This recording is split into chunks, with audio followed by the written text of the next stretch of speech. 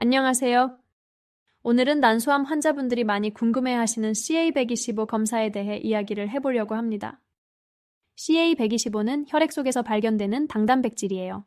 이게 중요한 이유는 난소암, 나팔관암, 원발성 복막암 같은 특정 암에서 수치가 높아질 수 있기 때문이에요. 그래서 종양 표지자라고도 불러요. 이 검사는 혈액 채취로 진행돼요. 의사들이 이 수치를 통해 암을 의심하고 치료 반응을 평가하는 데 참고하죠. 하지만 여기서 중요한 점이 있어요. 이 수치가 높다고 무조건 암이 있는 건 아니라는 것이에요. 난소암 초기에는 약 50%의 환자에서만 CA125가 상승해요. 진행된 3이나 4기 난소암이 되면 85% 정도가 CA125 상승을 보이지만 여전히 모든 환자가 해당되는 건 아니에요. 또 암이 없는 사람에서도 이 수치가 높을 수 있고 반대로 암이 있어도 정상 수치를 보일 수도 있어요. 그래서 이 검사는 단 한 번의 결과가 중요한 게 아니고 시간이 지나면서 어떻게 변하는지가 핵심이에요. 치료 과정 중에 연속적으로 측정하면서 변화를 살펴봐야 의미가 있어요. 난소암이 없는데도 CA125가 높게 나오는 경우가 많아요. 예를 들어 생리, 자궁내막증, 난소낭종, 자궁근종 같은 질환이 있으면 CA125가 올라갈 수 있어요. 또 크론병, 궤양성, 대장염 같은 장질환이나 복막염, 췌장염 같은 염증 질환, 신부전이나 강영화 같은 질환도 CA125 수치를 높일 수 있어요. 그러니까 단순히 수치가 높다고 해서 암이라고 단정 짓기보다는 의사와 상의하면서 정확한 원인을 찾는 게 중요해요. 과거 연구를 통해 정상 여성의 99%는 CA125가 35 이하라는 기준이 세워졌어요. 그러니까 결과가 35보다 낮다면 큰 걱정 안 하셔도 돼요. 하지만 수치가 정상이어도 암이 완전히 배제되는 건 아니니까 다른 검사도 함께 진행해야 해요. 수치가 35에서 100 정도라면 이건 딱히 의미가 없어요. 암일 수도 있고 아닐 수도 있어요. 생리 주기의 영향이나 염증으로도 이 정도는 충분히 나올 수 있거든요. 만약 100이 넘었다면 난소암 가능성이 조금 더 높아지는 건 사실이에요. 하지만 여전히 다른 원인도 많으니까 영상검사나 조직검사 같은 추가적인 검사가 꼭 필요해요.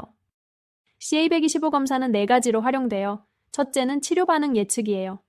암 치료를 시작한 후 CA125 수치가 정상 범위로 돌아오면 예후가 좋을 가능성이 높아요. 치료가 효과가 있다는 뜻이니까요. 하지만 모든 환자가 여기에 해당되는 건 아니에요. 예를 들어 어떤 사람들은 CA125가 정상화되지 않아도 암이 잘 조절되는 경우도 있어요. 반대로 처음부터 수치가 높지 않았던 사람들은 치료 후에도 큰 변화가 없을 수 있고요. 여기서 조심해야 할 점이 있어요. 일부 항암제는 치료 초기에 CA125를 오히려 올리기도 하는데 리포조말 독소루비신, 토포테칸, 베바시주마비 그러한 예들이죠. 이런 약들은 치료 첫 몇 주 동안 CA125가 일시적으로 상승할 수 있는데 그렇다고 해서 치료가 효과가 없다는 뜻은 아니에요. 오히려 시간이 지나면서 다시 감소하는 경우도 많아요. 그래서 한 번의 결과로 치료 방향을 바꾸지 않고 일정 기간 동안 수치를 관찰하는 게 중요해요. 둘째는 암의 재발 감시예요. 치료가 끝난 후 CA125가 정상으로 돌아왔다가 다시 오르면 암이 재발했을 가능성이 있어요. 특히 CT나 펫 같은 영상 검사에서 아직 변화가 안 보이더라도 CA125가 먼저 상승하는 경우가 있죠. 이걸 생화학적 재발이라고 불러요. 하지만 CA125만으로 바로 재발을 단정하긴 어려워요.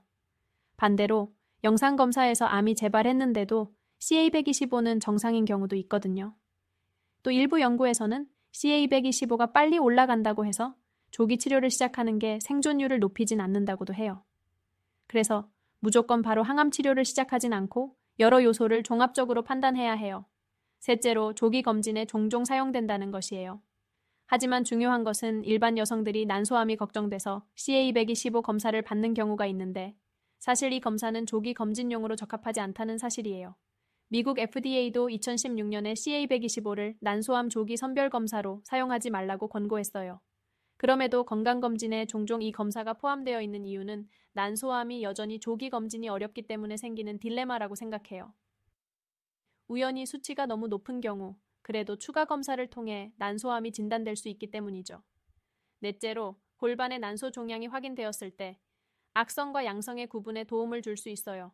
수술 전에 이게 양성인지 악성인지 구별하는데 CA125가 도움을 줄 수 있어요. 지금까지 CA125 검사에 대해 알려드렸어요. 정리하면 이 검사는 난소암과 관련이 깊고 치료와 재발 감시에 쓰이지만 한 번의 검사 결과만으로 모든 걸 판단할 순 없고 추이가 중요하다는 것이 핵심이죠. 그리고 다른 여러 원인들에 의해서도 증가할 수 있기 때문에 유의가 필요하다는 것도 알고 계셔야겠습니다. 검사 결과가 걱정되신다면 부인암 전문의와 꼭 상담하세요.